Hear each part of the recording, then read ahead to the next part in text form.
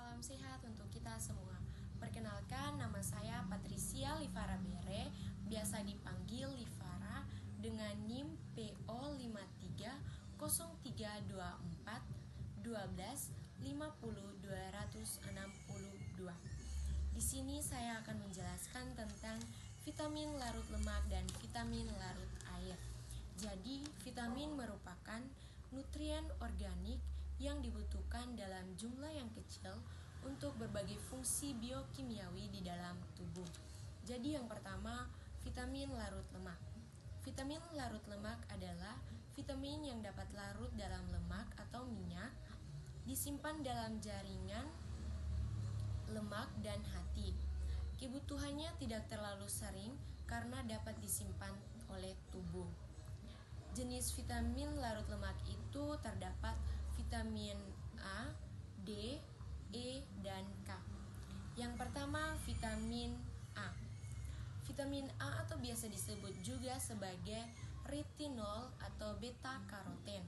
Fungsinya untuk menjaga kesehatan mata, kulit, pertumbuhan, reproduksi, dan sistem imun.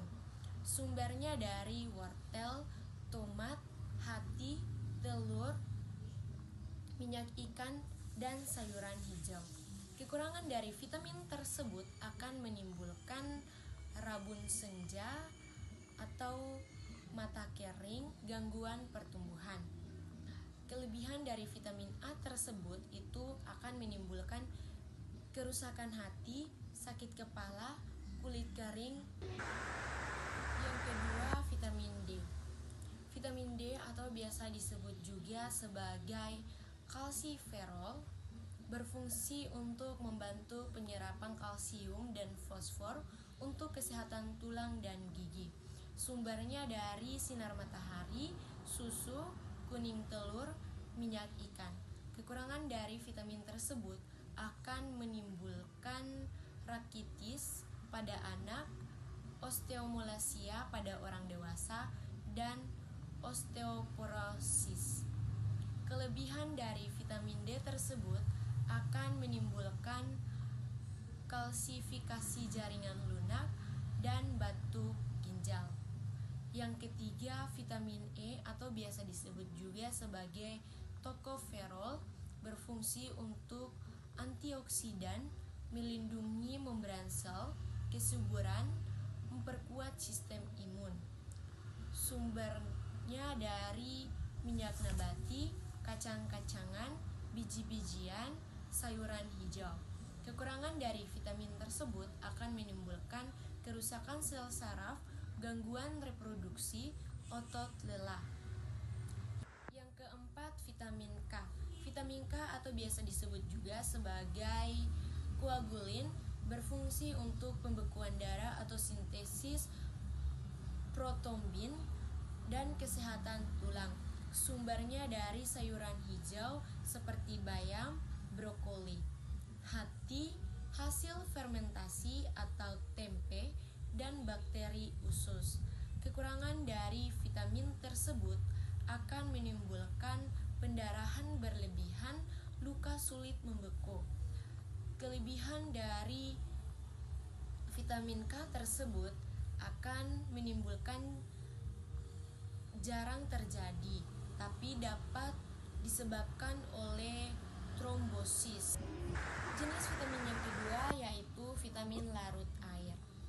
Vitamin larut air adalah vitamin yang larut dalam air, tidak dapat disimpan lama di dalam tubuh kecuali vitamin B12 sedikit di hati.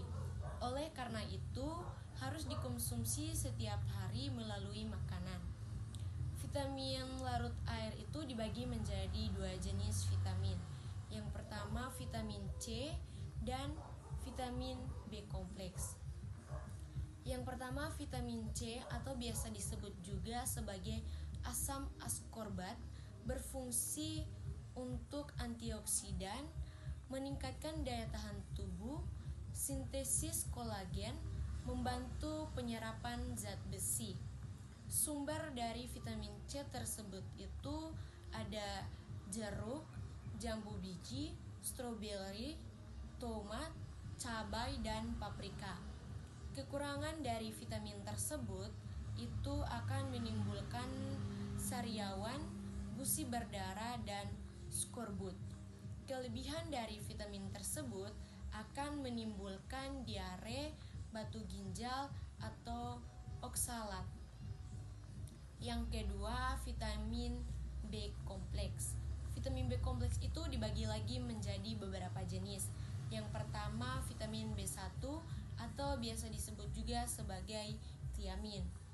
Itu berfungsi untuk menjaga sistem saraf agar tetap sehat.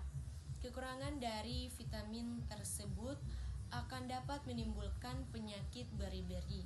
Sumber bahan pangan yaitu daging, ikan, serealia. Yang kedua, vitamin B2 atau biasa disebut juga sebagai riboflavin. Berfungsi untuk membantu proses pencernaan karbohidrat, lemak, dan protein. Sumber dari vitamin tersebut yaitu susu, keju, hati, sayuran hijau. Yang ketiga, vitamin B3 atau biasa disebut juga sebagai niacin. Berfungsi untuk menjaga sistem saraf serta membantu tubuh menghasilkan energi.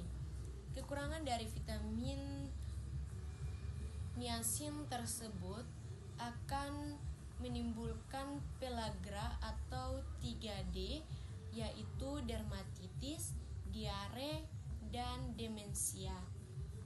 Yang berikut, vitamin B5 atau biasa disebut juga sebagai asam pantotenat. Berfungsi dalam membantu proses pertumbuhan tubuh dan produksi hormon. Kekurangannya sangat jarang dan sumber pangannya yaitu serealia, daging, dan ikan. Yang berikut, vitamin B6 atau biasa disebut juga sebagai peridoksin. Berfungsi dalam metabolisme protein.